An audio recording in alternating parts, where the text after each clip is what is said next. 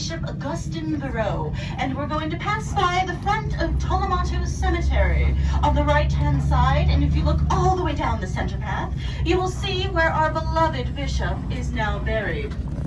Now, when he passed away, it was mourned not only here in St. Augustine, but throughout Florida as well. He was well known for his good works.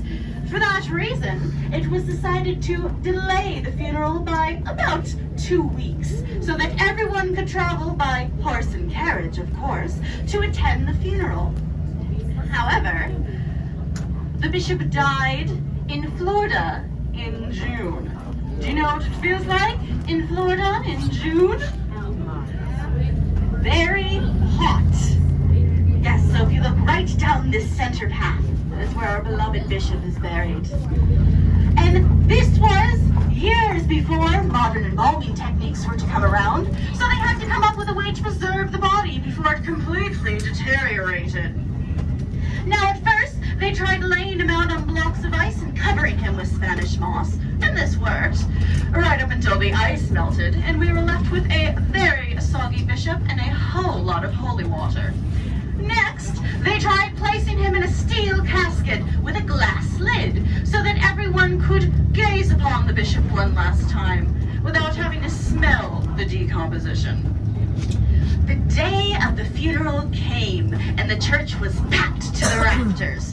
Halfway through the service, however, there were some very strange noises coming from the coffin. A sort of hissing and popping sound. Can I get my side of the trolley to hiss for me? And Harris's side to pop. Pop, pop, pop. And the hissing got louder. And the popping got louder. And the hissing got louder. And the popping got louder until bang! The bishop exploded out of his coffin and all over the first few rows of mourners, and everybody screamed!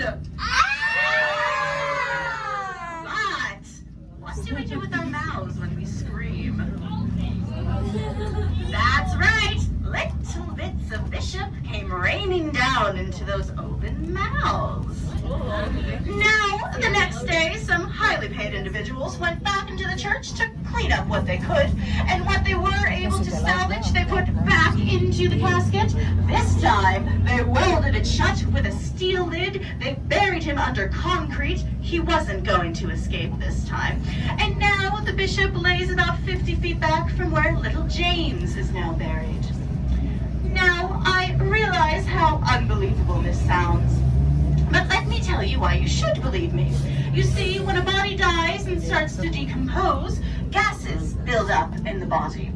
And he was in an airtight casket, and at some point, the glass lid just couldn't take it anymore. It had to give way. Also, you are not the only ones with doubts. Back in the 1970s, some church officials also wanted to see if the bishop really did have such a memorable funeral. So they exhumed the casket, they opened the coffin lid, and what do you think they found? Little bits and pieces of Bishop Thoreau. The ghostly part comes in, where those bits were still pink and fleshy and moist. 100 years later, there had been no further decomposition. They reburied the bishop, and now he rests in pieces. Moving on to our next story, you will see a dark red building that I will point out on the right-hand side, or the left-hand side, rather. It is a beautiful red building on the bayfront of Avenida Menendez. Now, today, it is known as Harry's Restaurant. Were you? Did you have any ghostly activity? It is quite famous for it. There is actually one particular hostess who is believed to have never left even after her death. You see, Catalina de Porres lived in the house until she was 10 years old in 1763. At that time, the British occupied St. Augustine, and she was forced to flee the city to Cuba with her family. But she couldn't understand why she had to leave her beloved childhood home, and she vowed one day to return. 20 years later, She and her husband returned to St. Augustine, and they petitioned the governor to get her house back. 5 years later, her wish was granted. Yes, folks, right here, the dark red building. See if you can see Catalina in any of the windows. There she is. However, 6 short years after getting her house back, Catalina breathed her last breath on this earth. But many say that she has not left. The staff report seeing a woman's reflections in the mirrors that isn't their own. They have seen full-bodied female apparitions in old-fashioned clothing, either passing them in the hallway and when they look, she's not there, or catching her in glimpses in other rooms.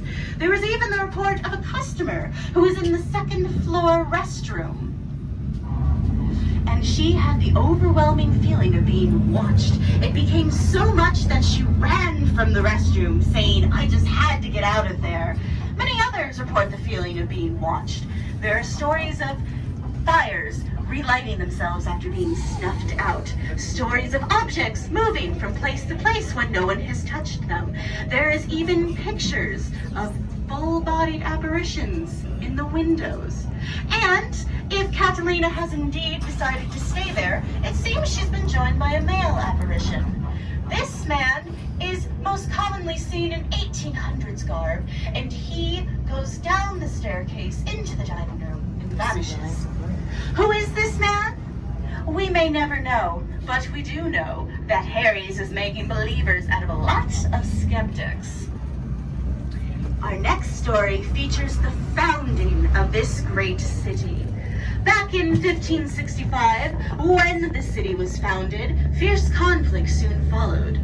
The French descended from the north, and they attacked the newly arrived forces of Don Pedro Menendez de Aviles.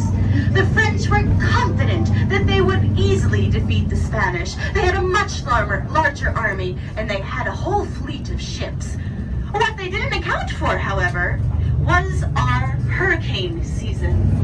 You see, they attacked when a massive storm erupted off the coast. And before they could even make it to shore to attack, the storm smashed their ships to bits. Only 200 men were able to struggle into the harbor, and they were quickly captured by the Spanish. The Spanish, however, did give them a choice. They said that you could become one of us, you could convert to Catholicism, or you could die.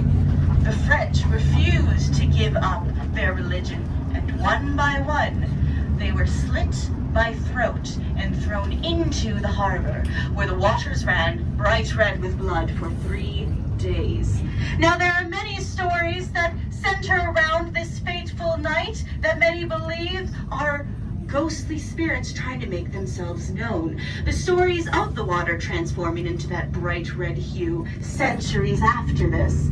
Stories of looking over the side of their boat and fishermen see dead eyes in the water that disappear. One even reported seeing an eerie green glow, and as it started to rapidly rise towards him, he sped off in a panic. But now, we are approaching the old jail, the most haunted building in St. Augustine. In fact, it is on the National Registry of Haunted Places, along with some of the most haunted buildings in America. We have paranormal groups from all over America coming to spend a night with our spirits. In fact, some of the ones that you may have heard of include TAPS, the Paranormal Seekers, and Ghost Hunters. Now, what these groups support and what the average tourist also report are shocking. Probably none more so than the fascinating piece of evidence, an EVP that we acquired from the Port Orange Paranormal Society. I want you to close your eyes and listen. Tell me if you can hear what they're saying.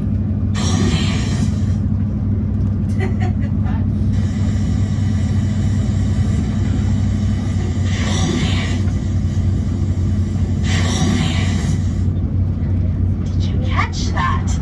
There were only 8. Now, we didn't understand what this was in reference to until we did some digging. We discovered that there were only 8 death warrants at the St. Johns County Jail. Only were publicly executed.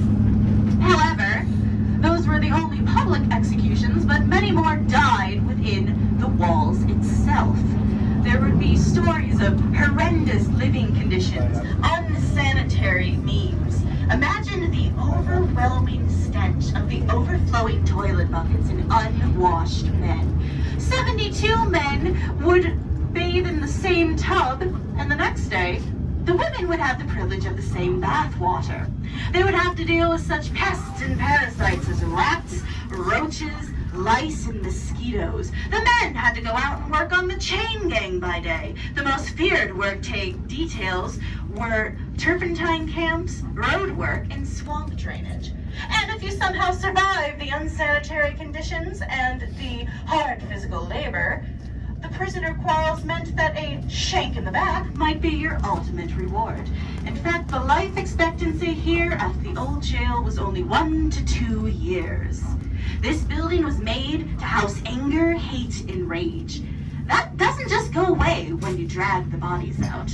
It seeps into the walls, into the floor, it stains the air, and now we are going to go inside. As we disembark the trolley and go into the old jail, it is a historic building, so please be careful of your step. The floor is uneven in places and it is dark. We will be going up one flight of stairs. If you are unable to make the flight, we will be passing by the front door again after the initial part, and after our group comes down from the second floor, you can go around back to the gallows where we will meet you. But please make sure to take everything with you when you leave the trolley. Please watch your head and step and follow me.